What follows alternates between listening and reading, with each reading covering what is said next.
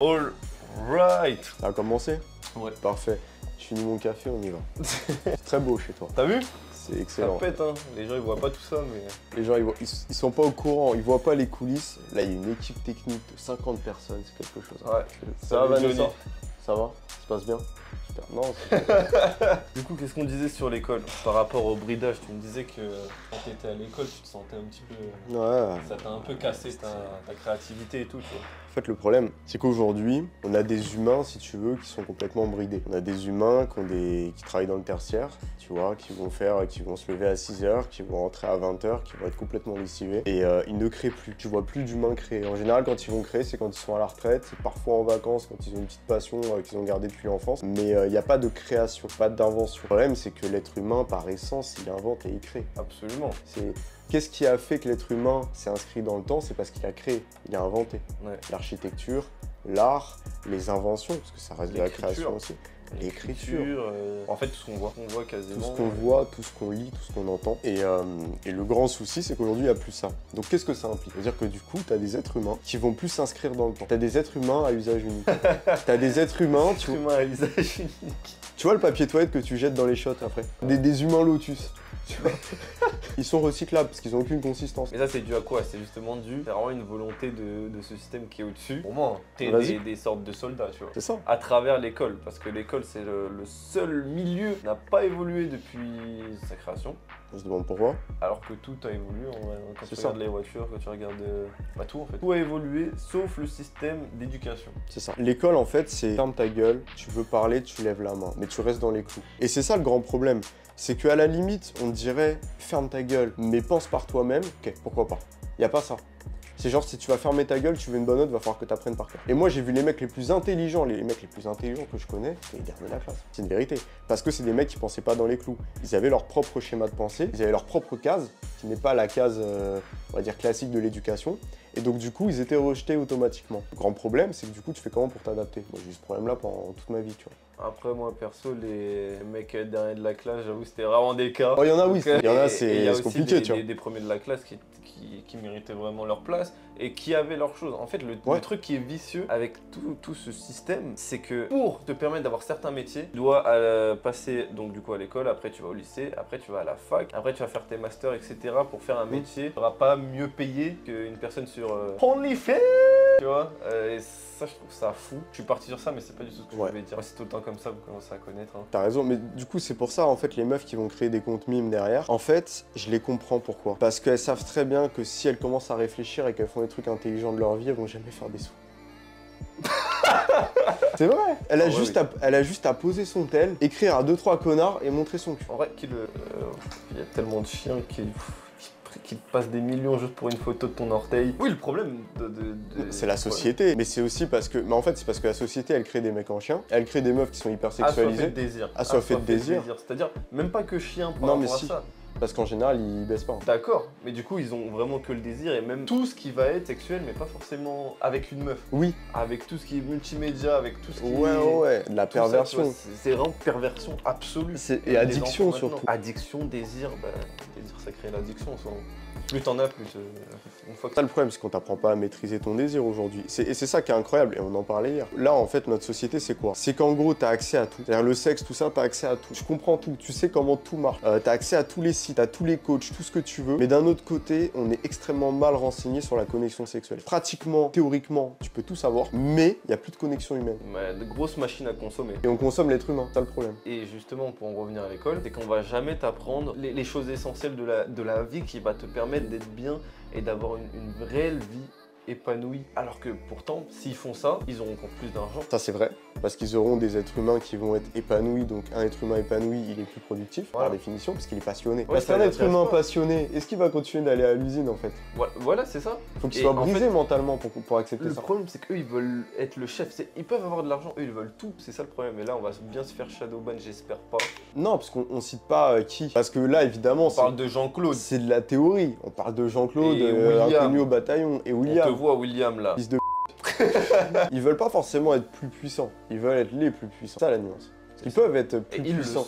mais Oui. ils veulent l'être encore plus. À un niveau où Mettre les seuls, l'humain ne surtout. pourra plus réfléchir. Parce qu'en fait, ils se rabaissent eux-mêmes quelque part en faisant leur dinguerie, tu vois. C'est ça le souci, c'est que en vrai, tu veux vraiment avoir, on va dire, une planète qui est puissante et une humanité puissante, faut que tu élèves tout le monde. Faut que les gens deviennent puissants avec toi. Parce que du coup, il y a une synergie. C'est comme nous. Voilà, on fait une vidéo à deux, bah c'est plus puissant que si t'étais tout seul ou moi tout seul, tu vois. Ouais. Et donc en fait, c'est comme ça qu'ils peuvent. Mais eux, c'est pas ce qui les intéresse finalement. Ce qui les intéresse, c'est juste d'être au sommet de la pyramide et qu'il n'y ait personne d'autre. J'allais dire, il y a aussi l'éducation personnelle, parce que là on parle de l'école, mais il y a vraiment l'éducation personnelle qui se fait à la maison, une des plus importantes. Mais le problème, que même si tu veux éduquer ton enfant maintenant, dans notre pays, je crois, hein, tu me dis si je me trompe, tu ne vas pas pouvoir ne pas le mettre à l'école. C'est-à-dire que tu ne peux pas faire son éducation toi-même. Ça veut dire quoi ça? Comment ça se fait? C'est incroyable. Ça c'est vraiment pas normal. C'est-à-dire que là on t'oblige à prendre ton enfant. C'est ton enfant. On va t'obliger à le ramener dans une salle où on va lui apprendre ce que eux ils veulent, pas ce que toi tu veux. Ce qui est, tu sais très bien toi ce qui est bon pour ton enfant. Ouais. Il y a des parents, bon, on va pas en parler,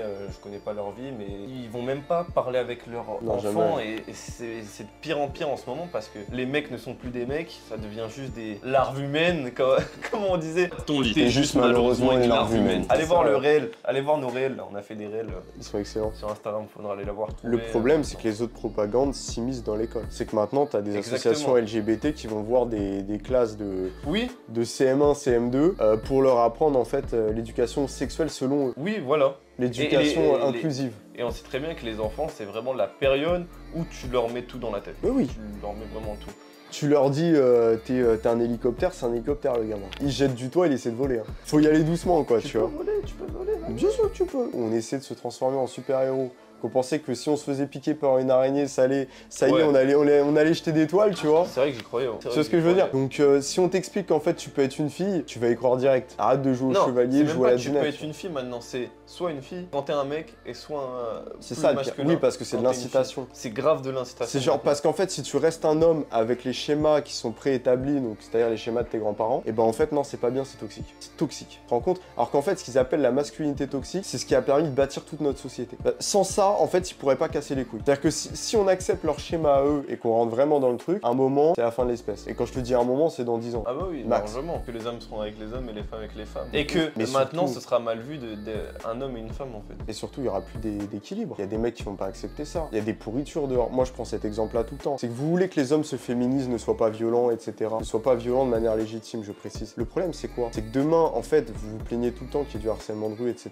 Mais pourquoi? Pourquoi il y a du harcèlement de rue? Parce que ces hommes à qui, on va dire, elles font culpabiliser, ces hommes qu'elles font culpabiliser d'être soi-disant toxiques, c'est ces hommes qui peuvent les défendre. C'est ces hommes qui peuvent arriver et mettre une grande tarte au harceleur de rue. Parce que le harceleur de rue, lui, il s'en bat les couilles. Lui, il écoute pas les discours féministes. En gros, leur combat, au fond, peut être bien, mais c'est qu'il est mal réparti, il est mal expliqué. C'est-à-dire qu'un harceleur de rue, comme tu dis, c'est pas le mec toxique. Soi-disant toxique. Ouais, soi-disant toxique. C'est que, en fait, ils ont tendance à mettre tous les gars dans le même panier. C'est alors ça. que le mec qui sait se défendre, qui sait faire ça et se faire entendre, lui, il va avoir les couilles d'aller défendre cette femme qui se fait agresser. Sauf que, en fait, ils vont donner plus envie à ces hommes qui sont capables de défendre les femmes, parce que même eux, ils vont être attaqués. C'est ça. Maintenant, tu te dis, mais en fait, je vais défendre une femme dans la rue, il y a moyen qu'après, ça me retombe sur la gueule. Et d'ailleurs, c'est déjà arrivé à des mecs. Ils ont défendu une meuf, elle leur a dit, ouais, mais t'as été violent, nan. Ah bah ouais, bah fallait que je te laisse tout seul. C'est pas le problème. Et tu vois, moi, par exemple, je fais quoi? Je fais un peu de sport de combat, je fais du sport, je fais du tir. Je suis l'enfer sur terre pour elle. Enfin, pour elle, Yel. Pour Yel, je suis l'enfer sur terre. Tu vois ce que je veux dire? Et pourtant, j'ai pas de mauvaises intentions, et si je vois une femme qui se fait emmerder dans la rue, je vais la défendre, et d'ailleurs c'est déjà arrivé.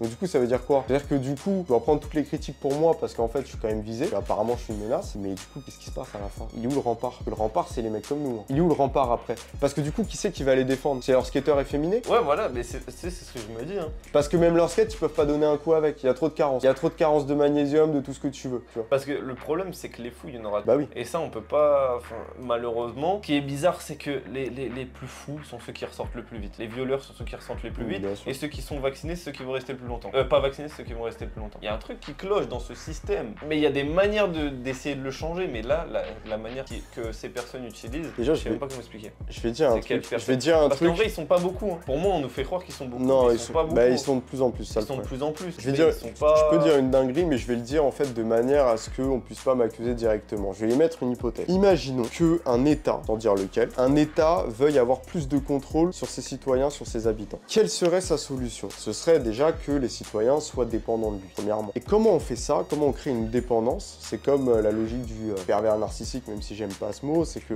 comment il va créer une dépendance? C'est parce que il va faire en sorte que de devenir le seul phare, le seul repère de sa femme. Donc du coup, il va faire en sorte d'avoir une influence sur son humeur, sur son estime d'elle-même et sur sa sécurité. Et donc l'État, par exemple, s'il voudrait créer une dépendance chez le citoyen, qu'est-ce qu'il pourrait faire? Il pourrait créer un climat de danger. Donc déjà, créer un climat de paternalisme, en par exemple disant oui ou non pour les sorties, en disant oui ou non pour se couvrir le visage, mais aussi en créant je dirais un climat de danger, en augmentant l'insécurité ambiante et en faisant en sorte que du coup le citoyen déjà ne puisse plus se défendre parce que ça devient de plus en plus compliqué de se procurer des armes et surtout c'est de plus en plus mal vu. Et les tireurs sportifs sont attaqués constamment alors que c'est pas des gens qui ont des mauvaises intentions. Au contraire, la plupart veulent juste défendre leur famille et surtout faire du sport en fait, c'est un loisir. Le tir sportif est un loisir. Mais en fait, du coup, en attaquant tous ces gens-là, et ben en fait le citoyen devient de plus en plus dépendant de l'État, de la police, c'est-à-dire de l'État. Et donc en gros, qu'est-ce qui se passe? Et du coup, il peut plus rien faire. Il ose plus se défendre lui-même. Et en même temps, le système, le gouvernement, l'État en question va faire en sorte d'augmenter l'insécurité de plus en plus jusqu'à ce qu'en fait le citoyen soit paralysé. Il n'y a rien à ajouter. C'est juste une hypothèse. Hein. C'est juste une hypothèse. C'est juste une hypothèse.